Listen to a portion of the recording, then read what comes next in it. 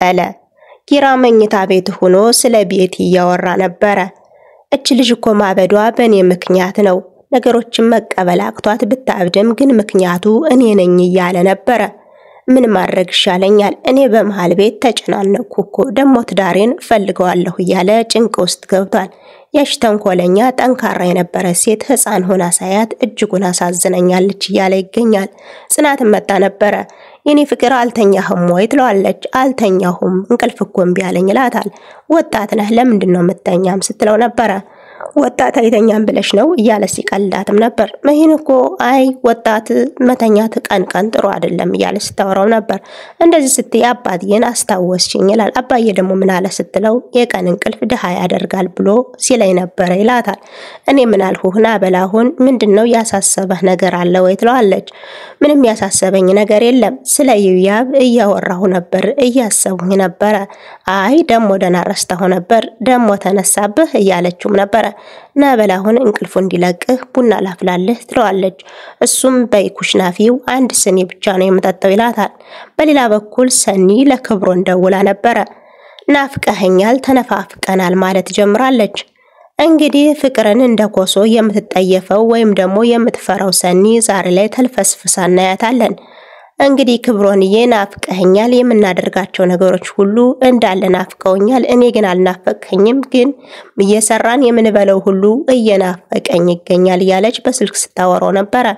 ገና ከሄድኩ እኮ 2 ቀን ነው ያላትም ነበር። እሱስ ልክ ነህ ግን የምናደርጋቸው ሁሉ ናፍቀውኛል ግን አንተ አልናፈቀኝም ጋሽስ እንዴት ነው በማለት ሰው መጠየቅም ጀምራለች። የቤቲ እናት ወደ ነኪራ ቤት አምርታ ነበር። ህሌናም በር ላይ ነበረችና በሩን በመክፈት ኪራን ትጠሪልኛለች ትላታለች። አይ ወደ ውስጥ ልግባ ወይስ ትጠሪዋለሽ ትላት። አንቺ እዚህ ቆይ የማላቀውን ሰው በፍጹም ወደ ውስጥ አላስገባም ትላለች ህሌና። ኪራ መጣ። በአጋጣሚ ኪራ ነበረ በዛው በር ላይና ጥሪልኝ ስትላት እንዲሁም ኪራ መጣ ትላታለች። ኪራ ተመጣ በኋላም ከዚህ ደግሞ ምን ትሰሪያለሽ ይላታል። ቢያንስ እንኳን እድሜዬን ለምን አታከብርም ትለዋለች። እሺ ምን ልታዘዝ ምንድነው ይላታል። ልጄ ያበደች ነው እየባሰባት ነው አሁን በመድኃኒት አስተኝቻት ነው የመጣው ትለዋለች። ምን ወሰንህ? ቅድም እኮ ነው ገና የተገናኘ ነው እንዴት ባንዴ ምን ወሰንህ ትለኛለሽ? እንዲያውም ለሌላ ጊዜ እንደዚህ ያደረግሽ በመድኃኒት አስተኛትም ሲላት ነበር። ለምን አንዴ ዝም ብለሽ ግደያት አትለኝም ትለዋለች ተበሳጭታ።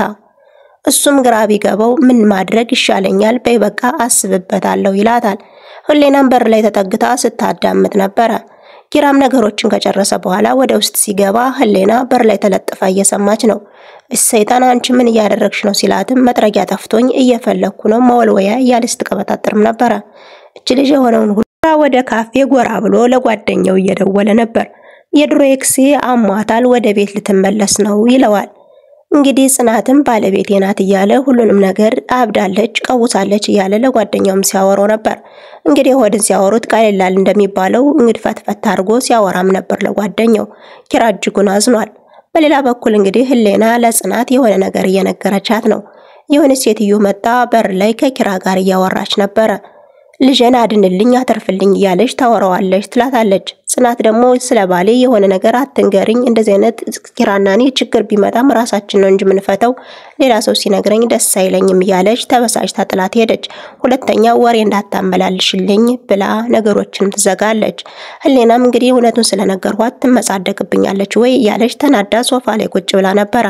ጽናትም እናቲቱም ካፌ ጠርታ እንግዲህ ባለቤት ለምናት ባከኑ ሰደኝ ተዋለች። እሱም እንግዲህ ከስንት ልመና በኋላ ወደ ጽናት ይዟት አምርቶ ነበር። ጽናት ግን ያየችውንና የሰማችውን ነገር ማመንም መስማትም አልፈለገችም። ሴትዮዋን እጅጉን አመናጭቃታለች። ያደረገች ነገር የወጋ ቢረሳ የተወጋ አይረሳም እያለች መስቃም ስትናገራት ነበር። ጽናት እጅጉን አይተንባት የማናቀውም ባህሪ ስታሳይ ነበር። አቋሟን እንቅስቅስ አላደረገችም። ሴት ልጅ ነሽ ትረጅኛለሽ ብዬ ነው ወደ አንቺ የመጣሁት ትላታለች። ኪራንም አንተኮ የኔን አቋም አለማወቅ ነው የገረመኝ እንዴት ቤቴ ድረስ ይዛሃት ትመጣለህ እያለች እጅጉን ተናዳለች። መኝታ ቤቷም ጥላቸው ሄዳ ያዙኝ ልቀቁኝ ስትል ነበር። ኪራም እጅጉን የሆነው ነገር አሳዝኖኛል አማታል ስለዚህ ለሳምንት ከሷ ጋር እንድቆይ ነው የምትለምነኝ ይላታል። አይሆንም ትላለች ጽናት እያለቀሰች። እኔኮ የሆነው ነገር እንዴት አምነህ ወደዚህ ይዘህ ትመጣለህ ሁለተኛ አይኗን ማየት አልፈልግም ብላ አቋሟን አንድ አድርገዋለች። ኪራ ደግሞ እጅጉን አሳዝነኛለች አሳዝነኛለች ሲላትም ጭራሽ ሄደህ አይተሃት ነበር ወይ ብላ አካኪ ዘራፍ ትላለች። እናቲቱ ስትለምነኝ የእናቴ ደረጃ ትሆናለች። እናቴም መስላን የተለየ ታየችኝ። ስትለምነኝ በጣም ነው ያሳዘነች። ስለዚህ ሂጄ አየኋት ትናንት ብሎ ነገራት። የሆነውን ሁሉን ሲነግራት ጽናት ነገሮችን ከጨረስ በኋላ ወደ እኔ እንዴት ትመጣለህ ብላ ያዞኝ ለቃቁኝ አለች። እያለቀሰችም ነበር። እንግዲህ የእናትን ጣም እኔ አላውቀውም እናት የለኝም እያለች ወደ ውጭም ወጣ ነበር። ህሌናና ሴትዮዋም እያወሩ ነበር። ህሌና ነገሮች ሁሉ ይስተካከላሉ፣ ስትወድቂ ማንም ሰው ነው የሚረማመድብሽ እያለ እንግዲህ ህሌናም የቤቲ እናት ምክር ነገር ለገስ አድርጋታለች። አይዞሽ ጠንክሪ፣ እንግዲህ ጽናትን እንመካከርበታለን፣ ነገሮች ይስተካከላሉ እያለች ህሌና ሰው ማምከር ጀምራለች። እንግዲህ በሌላ በኩል ደግሞ ጽናት ወጣ ሄዳለች ወደ ሰኒ ቤት። ሰኒ እንግዲህ ከወትሮ በተለየ ነገር የምታጋግለዋል ዛሬ ላይ ፍቅር ሁና ታይታለች። የኔ ወድ ተረጋጊ፣ ኪራ ወዶ አይደለም እንደዚህ ያደረገው የሆነ አጣብቂኝ ውስጥ ገብቶ ነው የሚሆን እያለች ስለ ኪራ መከራከር ጀምራ ነበረ። ጽናትም ሂጅና አሁን ከቤት ኪራን አረጋጊው ብላ ሰኒ ለየት ያለ ምክር መክራታለች። ሰኒ መሃል ላይ ተመስገን ፈጣሪ እንደዚህ የቀየርከኝ አምላክ፣ ሌላ ጊዜ እኮ ነገር ከማባባስ ውጭ እንደዚህ አይነት ነገር ማጽናናት አልችልበትም ነበር እያለች ፈጣሪዋን ስታመሰግንም ነበረ። ነይ እንድበይ አሁን ኪራን አጽናኘው፣ እሱን አይዞህ በይው ከጎን ሁኝለት ብላም ወደሱ ይዛት ስትሄድ ነበረ ድራማው የተጠናቀቀው። ቀጣዩን ይዤላችሁ እስከመመጣ ድረስ ሰናይ ጊዜን ተመኘውላችሁ።